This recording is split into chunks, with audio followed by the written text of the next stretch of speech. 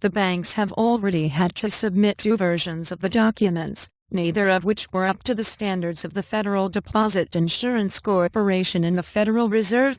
With the next draft of the documents due in July, banks say they can do little to improve the plans if there are no detailed instructions from the government, sources familiar with the process say. And some regulators say that the plans submitted so far by the banks wouldn't provide much of a roadmap if a new crisis were to threaten a large bank today. And I don't think they'd function very well at all, FDIC Vice Chairman Thomas Hoenig told Reuters last week. What's different today than in 2008?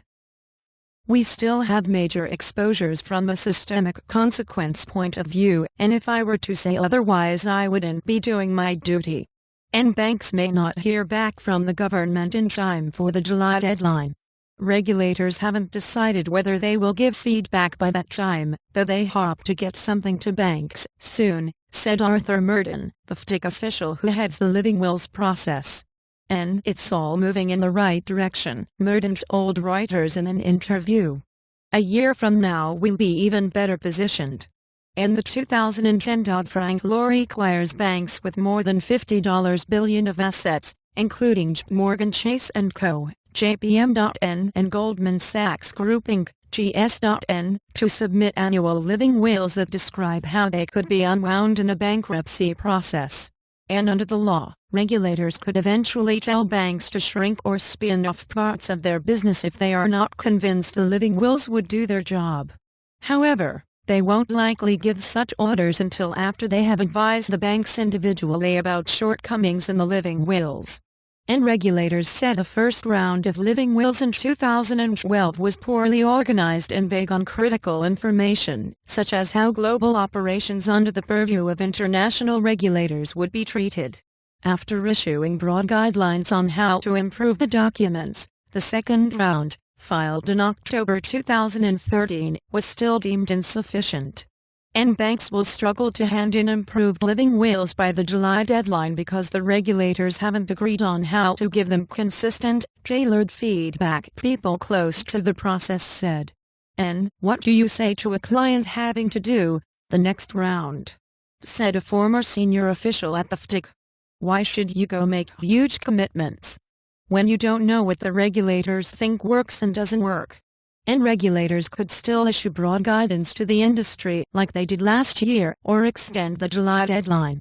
And expectation mismatches, and each living will has thousands of pages, including such mundane data as where to reach key staff if the bank goes under, how to keep computer systems running, and how to communicate with employees. And it can also contain sections on whether to pay retention packages, how to produce financial reports, and how to unwind legal entities in the United States and international jurisdictions. And much of the work on the living wills falls on a new task force within the FDIC, the Office of Complex Financial Institutions, OCFI, led by Murden, a veteran at the regulator. And the FDIC oversaw the closure of hundreds of banks during the financial crisis. But it has never had to deal with giant institutions such as Bank of America, BAC.N. or Citigroup, C.N., which often have thousands of legal units all over the world, and whose books are full of highly complex financial instruments. And, in the fall of 2010 we all looked at each other and said, now we've bought the farm, we have this responsibility in case anything fails, we better be able to do it, the former FDIC official said. We came up with some very quick, perhaps a little bit dirty, approaches. And Dodd-Frank also charged the OCFI with crafting a plan for winding down giant, failed banks that can't go through bankruptcy, even though many critics of the 2008 bailouts would prefer failed banks to go through bankruptcy court, which is where the living wills come in. And many long-time employees balked at the thought of joining the OCFI, and a subsequent inflow of former bankers caused a culture clash at the FDIC, a large bureaucracy which has had some trouble adapting to the new task, according to Terry Rauch, who worked at the unit in 2011. And, if you have a long-term government employee, they may not be as well suited for a startup organization, said Rauch. And a report by the agency's Office of Inspector General in November last year cited some initial skills and expectation mismatches, contributing to a 20% staff turnover rate in 2012. Many current OCFI staffers had come from banks, including some from institutions such as Washington Mutual and IndyMac Bank that collapsed, according to a search on LinkedIn. And the watchdog report also said the OCFI wasn't sufficiently embedded in the organization, and that it had to stop funding two information systems it had invested $6.20 million in after it found out they weren't fit for the purpose. Of the OCFI's 10 management positions listed on its website, 4 are currently vacant. And FDIC Chairman Martin Gruenberg, who requested the report, said in a formal response that he agreed with its conclusions and had already made changes to address some of them. And agencies and much of regulators' criticism of the living wills thus far centers around banks' loose grip on their own data and information systems across a vast number of global subsidiaries. And something as basic as just mapping out your organization and seeing how those business lines match up, align with your legal entities. I mean, some of the institutions had never done that, said a second former FDIC official, who is familiar with the living wills process.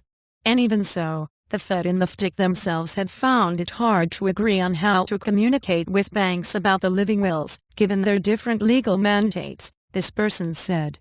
And that is because the Fed, which regularly supervises the largest banks, is primarily concerned with preventing firms from approaching the brink of failure, while the FDIC is responsible for what to do once a bank is deemed insalvageable. And that creates by design a tension, the second person said. Part of the feedback issue no doubt arises because the two agencies have those two various responsibilities. And the Fed declined to comment. And it's a new exercise for all of us, Merton said. It's complicated, and we were working cooperatively with the Fed. And bankers say having two regulators on the job complicates things. Conference calls frequently must be scheduled with representatives from both agencies, said one bank lawyer. In one case, the lawyer said regulators spent 8 weeks on one question before responding that they could not answer it. And still, Merton, while acknowledging that more progress is needed, thinks his agency can cope with that task of a big bankruptcy. We are better positioned than we were in 2008 to deal with this, Merton said. And, reporting by Dumi Dema and Emily Stevenson, additional reporting by Peter Rudiger in New York, editing by Carrie Van Hall and John Pickering, and back to top. And Thomson Reuters is the world's largest international multimedia news agency, providing investing news, world news, business news, technology news, headline news, small business news, news alerts, personal finance, stock market, and mutual funds information available on Reuters.com, video, mobile, and interactive television platforms. Thomson Reuters journalists are subject to an editorial handbook which requires fair presentation and disclosure of relevant interests. And NYSE and Amex quotes delayed by at least 20 minutes. NASDAQ delayed by at least 15 minutes. For a complete list of exchanges and delays, please click here.